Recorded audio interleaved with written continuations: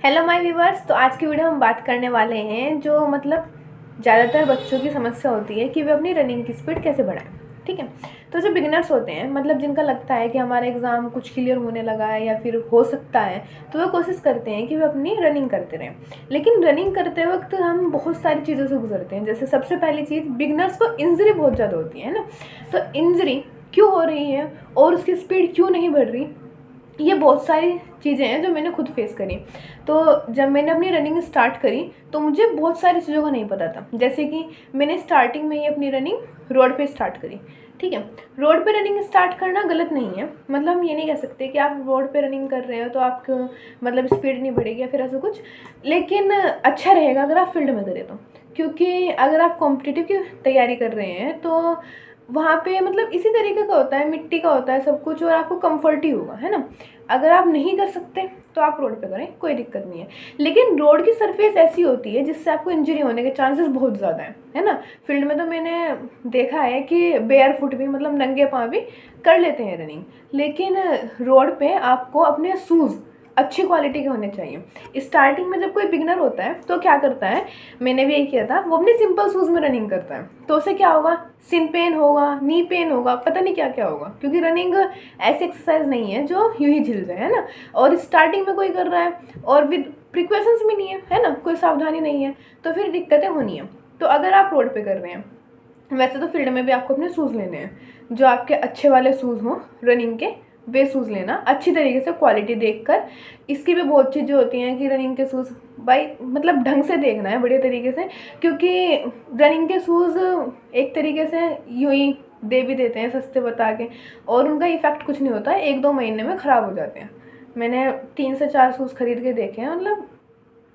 देखना पड़ता है कि बजट स्पेसिफिक हो और आपके काम के हो, है ना। तो इस तरीके से बहुत सारी पहचान होती है रनिंग के शूज़ की। अगर आप चाहोगे तो मैं बना दूंगी वीडियो इसके बारे में। तो आपको रनिंग के शूज़ देखने हैं अच्छी तरीके से, और फिर बाद में आपको अपनी रनिंग स्टार्ट करनी है। अगर बिगिनर है, आज से पहले कभी रनिंग नहीं करी, कुछ नहीं करा, तो आपको 10-20 दिन, एटलीस्ट 10 डेज, कम से कम बता रही हूँ मैं, एटलीस्ट 10 डेज लॉन्ग रनिंग करनी है। सिर्फ लॉन्ग रनिंग, सिर्फ लॉन्ग रनिंग करनी है। पहले थोड़ा 1 किलोमीटर करिए, फिर धीरे धीरे 2.5 किलोमीटर करिए, फिर 2 किलोमीटर करिए। धीरे धीरे आपको अपनी रनिंग की इंक्रीज़ करनी है स्पीड। ठीक है। तो आपको 10 से 15-20 दिन कम से कम लॉन्ग रनिंग करनी है। ठीक है। जब आपको अपनी सांस पे कंट्रोल होना, सबसे पहले तो बहुत दिक्कत होती है, ब्रीथिंग इशूज़ बहुत रहते हैं, है ना। और ब्रीथिंग इशूज़ भी हम कह सकते हैं कुछ हेल्थ वाइज भी स्पेसिफिक रहते हैं। किसी के अंदर ब्लड की कमी होती है, किसी के अंदर कुछ कमी होती है, किसी के अंदर कुछ, जिसकी वजह से उनके ब्रीथिंग इशूज़ वेरीज होते हैं, सबके साथ नहीं है। तो हम कह सकते हैं कि सबसे पहले आपको अपनी सांस पे कंट्रोल पाना है। कुल मिला के बात क्या है, तो आपको रनिंग करनी है, वो भी लॉन्ग, 10 से 15 दिन लगातार, अगर आप बिगिनर है तो। ठीक है। अगर आप बिगिनर नहीं हैं और आपकी समस्या है कि आपकी स्पीड नहीं बढ़ रही, तो आप देखिए कि आप शेड्यूल क्या लगा रहे हो अपना। ऐसा नहीं है कि आपको 1600 मीटर की रनिंग करनी है तो आप रोजाना जाके 1600 मीटर रोजाना लगा रहे हैं। एक टाइम तक बढ़ेगी, उसके बाद नहीं बढ़ेगी। एक टाइम तक, एक सीमित तक आपकी स्पीड बढ़ेगी, उसके बाद नहीं बढ़ेगी। मेरे साथ बहुत हुआ है ऐसा। मैंने जब स्टार्टिंग में अपनी रनिंग लगाई, सबसे पहले तो मुझ पर कवर ही नहीं हुआ। मेरी 1600 मीटर मुझे लगता है 11 मिनट के लगभग था स्टार्टिंग में ही। मुझ में कवर ही नहीं हुआ, सांस बहुत ज़्यादा फूल, हैंडल ही नहीं कर पाई। सबसे पहले तो बात ये है कि आपको अपनी 1600 मीटर की जो वो है ना, उसे पूरा खींचने की कोशिश करनी है ना। ये तो है नहीं कि मैं स्टार्टिंग में पहले दिन जाकर 1600 मीटर खींच लूँ, मुझे 10-15 दिन रनिंग करनी पड़ेगी, एंड देन उसके बाद में ट्राई करना है कि मैं एक बार 1600 मीटर खींच पा रही हूँ क्या, अपने उसी पेस में जिसमें मुझे खींचना है। उसके बाद इंसान अपना टाइम देखता है कि उसका टाइम क्या आ रहा है। तो मैंने जब स्टार्टिंग में देखा था तो मैं नहीं खींच पाई थी, एंड मेरा एक राउंड बच रहा था। आप कह सकते हैं कि 200-300 मीटर बच रहे थे मेरे 1600 मीटर होने में, और टाइम ठीक ठाक हो गया था, 11 मिनट 12 मिनट अप्रोक्स था। इस तरीके का मेरी टाइमिंग थी, बहुत थी। फिर मैंने रोड पे रनिंग करी है 15-20 दिन तक लगातार। हमारे रनिंग का शेड्यूल था, रोड पे शेड्यूल पूरा नहीं हो पाता, क्योंकि जो शेड्यूल होता है आइडियल शेड्यूल, जिस तरीके का शेड्यूल होना चाह, वो शेड्यूल नहीं होता रोड पे, क्योंकि हमें अपनी रनिंग में हर चीज़ देखनी है।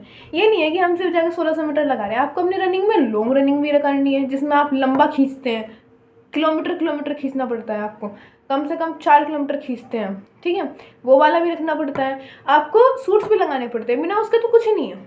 अगर आप सोच रहे हैं कि आपको लॉन्ग रनिंग से काम चल जाएगा, मुझे नहीं पता चलता होगा नहीं चलता होगा, जो मुझ पर इफेक्ट पड़ा मैं उसकी बता रही हूँ।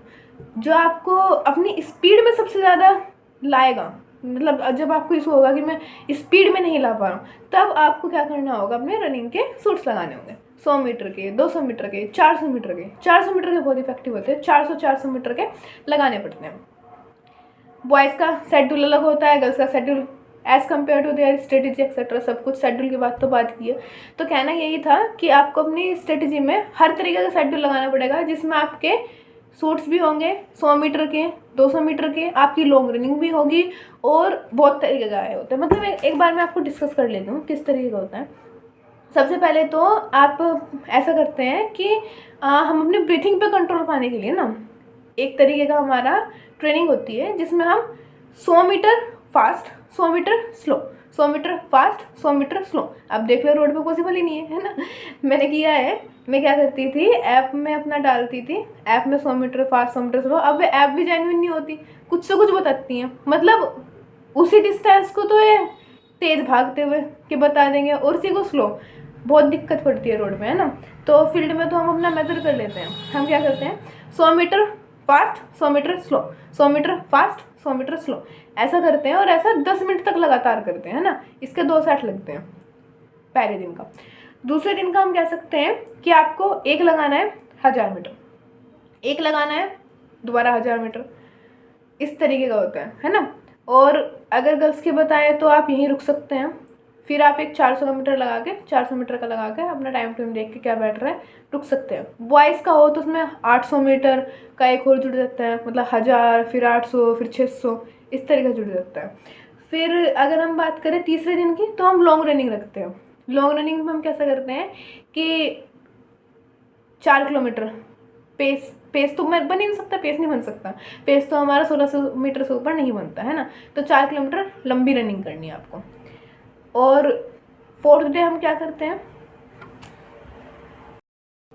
4th डे के अलग अलग तरीके होते हैं। एक तो हम कह सकते हैं कि 200 metre long, 200 metre short, 200 metre long, 200 metre short. सबसे आइडियल तो यही रहता है, जिसमें आपको एक हफ्ते में 2 बार इस तरीके की ट्रेनिंग मिल जाए कि आप एक डिस्टेंस फास्ट, एक डिस्टेंस स्लो करें, एक डिस्टेंस फास्ट, एक डिस्टेंस स्लो। तो 200 metre fast, 200 metre slow, 200 metre fast, 200 metre slow, इस तरीके से करते हैं। और ये मान लीजिए हम 3200 किलोमीटर के लगभग चलते हैं इस पेस में। फिर बाद में ब्रेक लेके हम एक और लगाते हैं 1200 का, मतलब 15 मिनट का ब्रेक लेके एक 1200 का और लगाते हैं। फिर हम बात करते हैं अगले दिन की। तो अगले दिन हम अपने रखते हैं एक्सरसाइज, क्योंकि बिना एक्सरसाइज के, बिना आपके लेग्स स्ट्रेंथ के कुछ नहीं होता।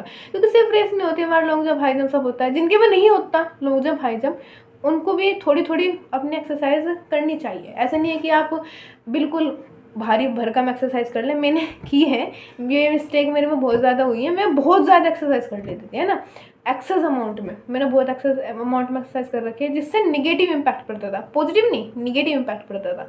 मेरी स्पीड अप्रोक्स हाफ मिनट तक घटी है ज़्यादा एक्सरसाइज करने की वजह से।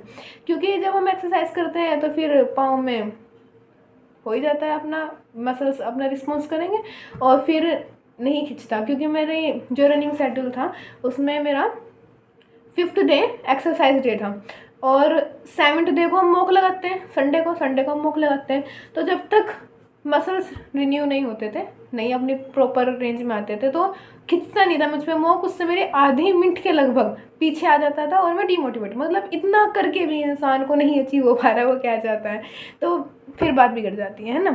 तो मैंने ऐसा बहुत देखा है। स्टार्टिंग में मैंने बॉयज़ का शेड्यूल फॉलो करा था, सबसे स्टार्टिंग में जो भी बॉयज़ का शेड्यूल होता है वो सारा फॉलो करा था मैंने। और शेड्यूल मुझे कहाँ से पता लगा, ऑफकोर्सली यूट्यूब से पता लगा। बहुत शेड्यूल है, पता नहीं आपको कितने मिल जाएंगे। आप किसी की वीडियो सर्च करोगे, लिखोगे 1600 मीटर का ये फलाना ढिकाना, आपको बहुत शेड्यूल मिल जाएंगे, है ना। तो मैंने बॉयज़ का शेड्यूल फॉलो किया था स्टार्टिंग में, और मैं कह सकती हूँ एक तरीके से कि उसमें एक्सरसाइज या फिर कहीं भी कुछ भी इशू हो, ऐसा नहीं है कि मेरी स्पीड नहीं बढ़ी, बहुत बढ़ी, बट वो 9 मिनट पे आकर रुक गई थी, मतलब 9 मिनट से ऊपर नहीं बढ़ पा रही थी। एक दिन क्या होता था, मेरी आ गई 8.5 मिनट तक, मुझे बहुत खुशी हुई, मतलब 8.5 मिनट तक खिंच गए, इंसान मेहनत कर रहा है। अगले हफ्ते वो फिर 9 पे। ऐसा होता है जब आप अपने शरीर पर एक्सेस लोड डालते हैं, है ना। नहीं झेल रहा तो नहीं। फिर मैंने सोचा कि मतलब इतना एफर्ट पुट कर रहे हैं और रिजल्ट नहीं निकल रहा, तो हाँ बेकार है, एफर्ट पुट करना बेकार है। मैं डिमोटिवेट सी हो गए, मैंने अपना सोचा कि क्यों गर्ल्स का शेड्यूल फॉलो करते हैं, स्पीड ही तो बढ़ानी है, गर्ल्स का शेड्यूल फॉलो कर लेंगे। जब इतना इम्पैक्ट नहीं पड़ रहा, कहीं नहीं कुछ आउटपुट, इसका टाइम कहीं और लगाएंगे, कुछ और करेंगे, है ना। तो मैंने फिर गर्ल्स का शेड्यूल फॉलो करा and it turns magic. Girls का शेड्यूल फॉलो करने से, क्योंकि वो थोड़ा हल्का था, वो मुझ पे झिला, क्या कह सकते हैं, कुछ भी कह सकते हैं, और मेरी स्पीड आ गई 8 मिनट में, ठीक है। तो मेरी स्पीड 2 हफ्ते में ही फिर 8 मिनट में आ गई थी। और ऐसा ही होता है जब आपका शेड्यूल सही होता है, आइडियली आपको खुद पता लग जाता है कि आप शेड्यूल सही फॉलो कर रहे हैं नहीं, तो आपकी हर हफ्ते 10 सेकंड तक स्पीड आपकी होती है, cut down cut down cut down cut down. आज 8:30 आई है, अगली बार 8:20 आएगी, फिर 8:10 आएगी, इस तरीके से आपकी स्पीड कटती है। अगर आप अच्छी तरीके से अपना शेड्यूल फॉलो कर रहे हैं, हर चीज़ फॉलो कर रहे हैं, रोजाना एक मोनोटोनस नहीं है कि मैं जा रहा हूँ 1600 1600 1600 1600, नहीं, कुछ नहीं होने वाला। मुझे नहीं पता होता होगा, मैंने कभी नहीं करा, और मैंने ऐसे ही सुना है कि अपना आराम से सूट्स लगते हैं, लॉन्ग रनिंग होती है, सब होता है, इंटरवल, सब तरीके की ट्रेनिंग चलती है। उसके बाद कहीं जाकर आपकी स्पीड आती है। मेहनत करो तो गधे वाले नहीं, घोड़े वाली मेहनत करो, अच्छे वाली मेहनत, इनपुट आउटपुट देगा, ठीक है। और मेजर मिस्टेक जो मैं कह सकती हूँ बिगिनर करता है, वो ये करता है ना तो वार्म अप करना, ठीक है, ना हमें स्ट्रेचिंग करनी, ना एक्सरसाइज करनी, जाना है रनिंग करना है। रोड वालों का काम ज़्यादातर यही होता है। तो आपको क्या करना है, प्रॉपर वार्म अप करना है। सब करते हैं, जब आप देखते होंगे ना, बॉयज़ को तो ज़्यादातर अवेयरनेस होती है इसके बारे में, गर्ल्स को नहीं होती, गर्ल्स को सराउंडिंग में नहीं होती, है ना। बॉयज़ को तो पता होता है सब कुछ।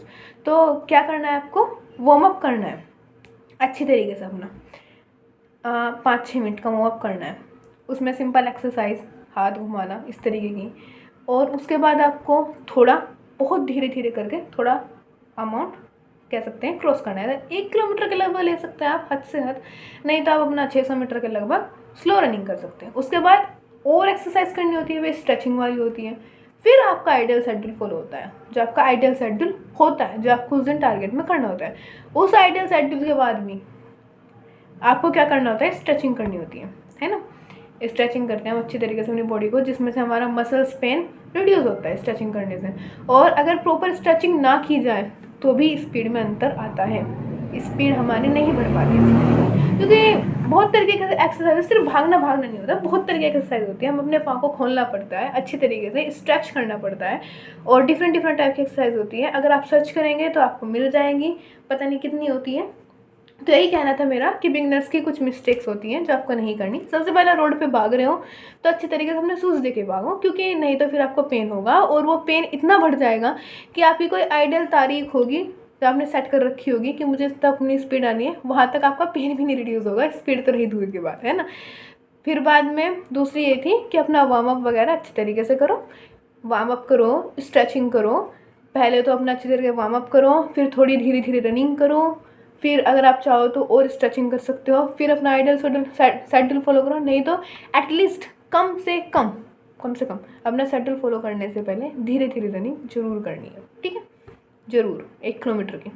अगर आप कुछ नहीं कर रहे रनिंग में, अपना एक्सरसाइज वगैरह नहीं कर रहे, तो एटलीस्ट रोड वाले के लिए कैसे, रोड पे जो रनिंग करते हैं 1 किलोमीटर धीरे धीरे रनिंग जरूर करनी है, ताकि आपकी बॉडी वार्म हो जाए और फिर आप अपना आइडियल शेड्यूल फॉलो कर सकें, है ना।